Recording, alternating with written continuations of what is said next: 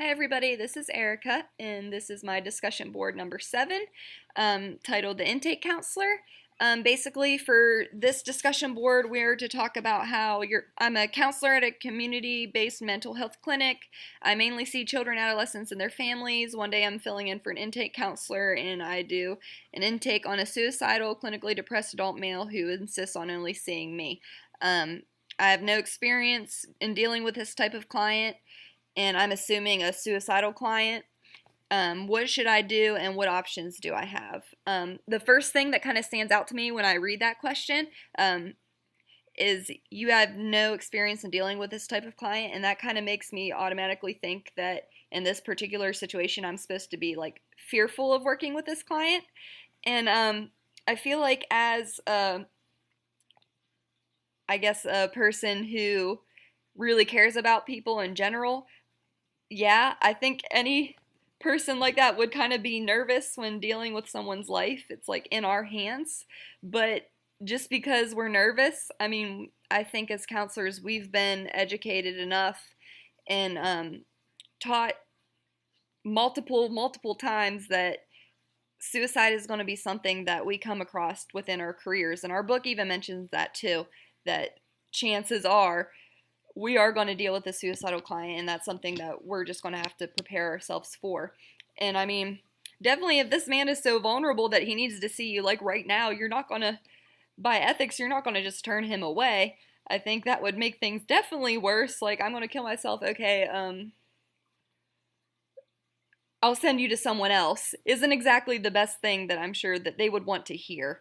Um, so definitely, I would definitely talk to that person, and I tried the best I could to not come off as nervous or not wanting to talk to that person, because at the moment they're very vulnerable and they probably just want somebody to listen to them.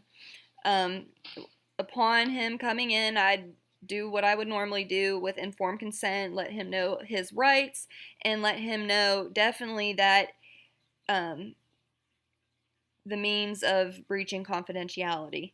And as we would continue into the conversation, I know in the book on page 185 through 186, it kind of talks about some steps you can take to assess a client for suicidal risk.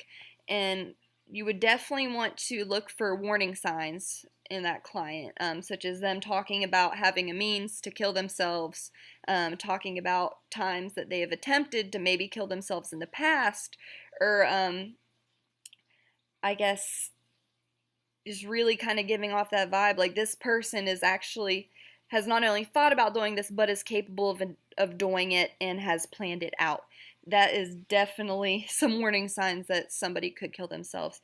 And the book even mentions that research has proven that we can't necessarily pinpoint when people are going to commit suicide or when they're not going to, but it's up to our own judgment to make that decision. And we certainly have a big decision to make, especially in that sense, because as the book mentioned as well, it's kind of a win-lose situation, or lose-lose, because at the end of the day, you could always overreact and underreact. And that's very intimidating.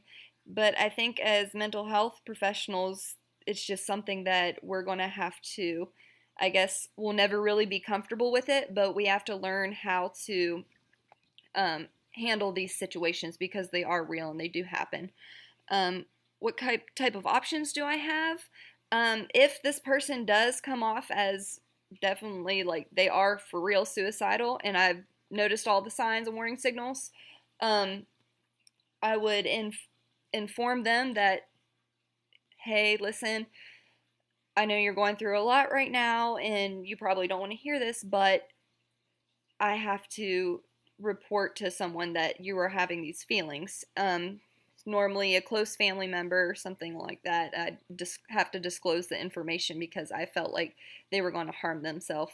Um, if it was very serious, I would contact a psychiatric hospital. Um, if it was like in the book, it says there's situations where if it's less serious, then you can contact that other significant person in their life and send them and get psychiatric evaluation.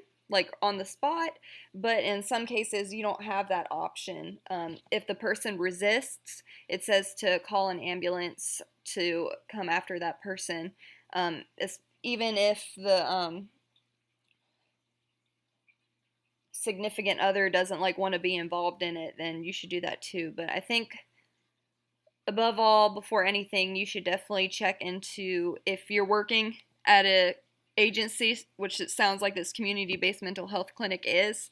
They should have rules laid out for you and guidelines if you are dealing with a suicidal client. And you should probably have already familiarized yourself with that before like really jumping into your career there. And as I mentioned earlier, in page 185 through 186, there's some definitely helpful steps you can follow. The book says if your agency of choice doesn't have those types of suicidal assessment, I guess, steps set up, that you could use that as like a reference or a guide. So I think that's it. So have a great night.